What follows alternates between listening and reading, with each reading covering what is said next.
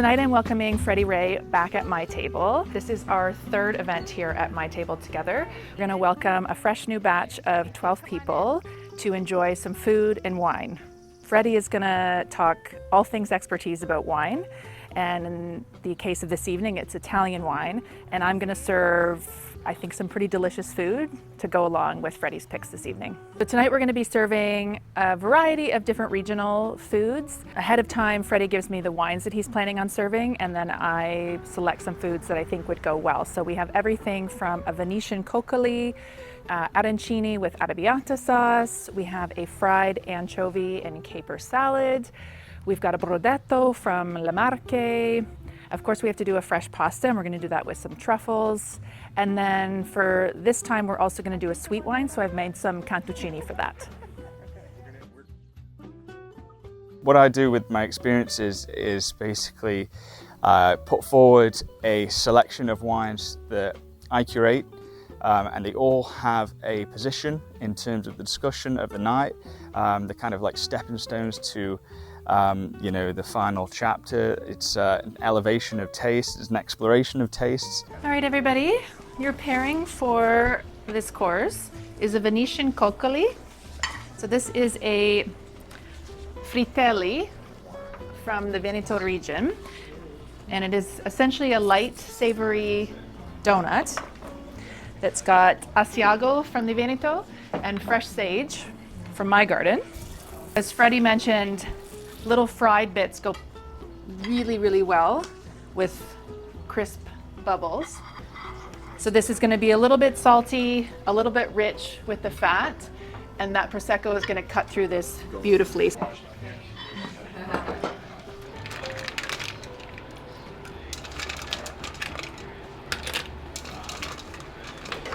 Mussels are from PEI, clams are from New Brunswick, and the shrimp is from Argentina.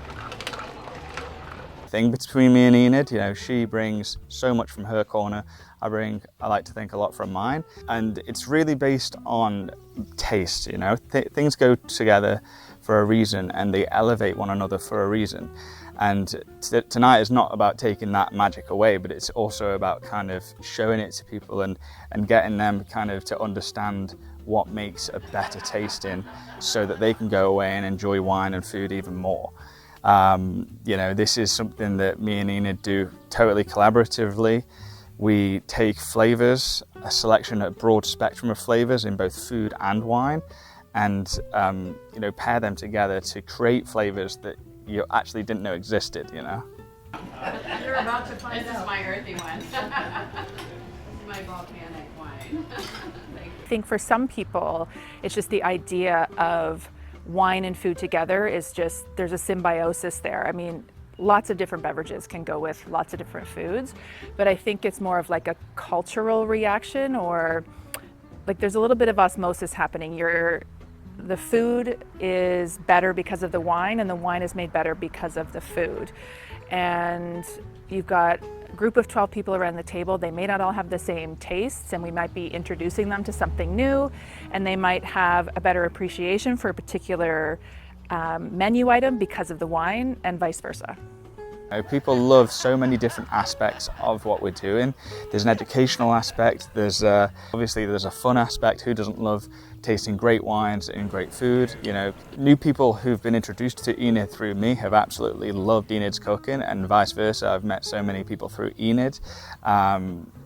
And it's also something that, we don't really do every day, so it's also a special treat that, people don't necessarily know what they're in for when they come, because it's not something that they're exposed to all the time, but everyone leaves happy, and everyone leaves full as well. Tagliata marinata is like an inverse marinating. So we're going to take the hot steak off of the griddle and put it into the room temperature marinade. So as the hot meat will quickly absorb up all of the juices, which is lemon juice, a little bit of white wine vinegar, lots of herbs, fennel seeds, chili, garlic.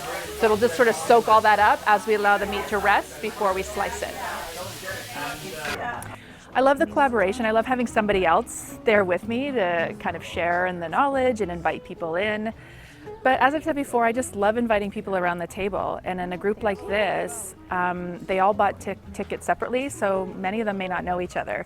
So it's fun to get a group of strangers around the table, all with the same kind of love and joy of food and wine, and get them all talking together. And Freddie and I just kind of get to sit back and enjoy this little plan that we've put together. I actually love working with Enid. She's like me, she's straight to the point, she's got an authentic love for what she does, and you know, it's just, it's business, but it's actually so much fun too. It's the best of both worlds.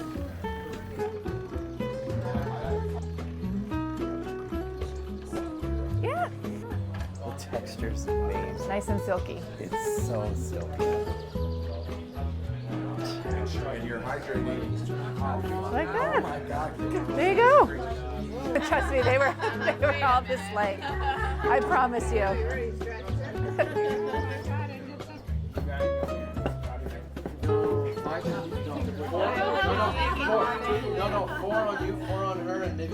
I think events like this are great for people that have a knowledge of wine, but more so particularly for people that are sort of new to wine or just want to learn a little bit more. And blind tasting is always fun, particularly if you don't have a vast knowledge of wine, because you get to share your thoughts with other people around the table that might have a slightly different or more experienced palate.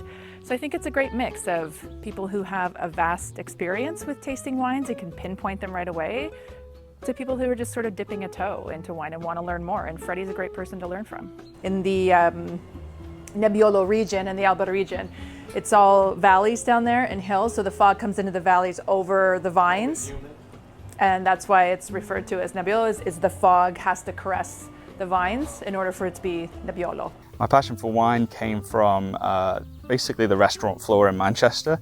I was extremely lucky to be serving a beautiful wine list at the Ivy, and I had a taste of Court and Charlemagne one year, 2013, and it was just from there. You know, everyone has a wine that caught their, you know, that kind of caught their heart or caught their eye, whatever you might say. And after that, you know, there's no looking back.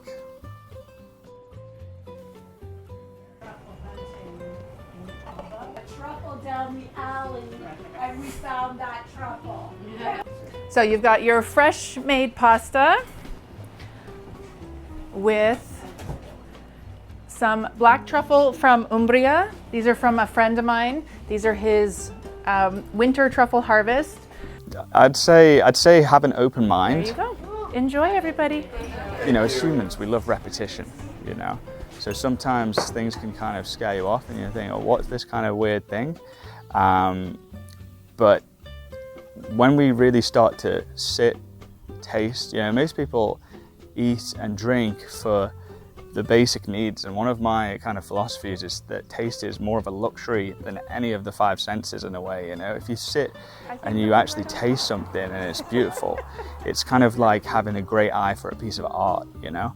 And training the palate is all a part of training your enjoyment for it. The more you kind of, you know, the more you do, the more you enjoy.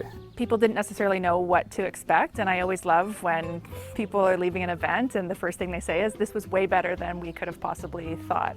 And that's the best feeling, as you know, Freddie and I put on these events. That's all we want to hear. We want to know that people had a great time, that they love the food, that they love the wine, that they learned something, and maybe that they met some new people that they can share this common interest with moving forward.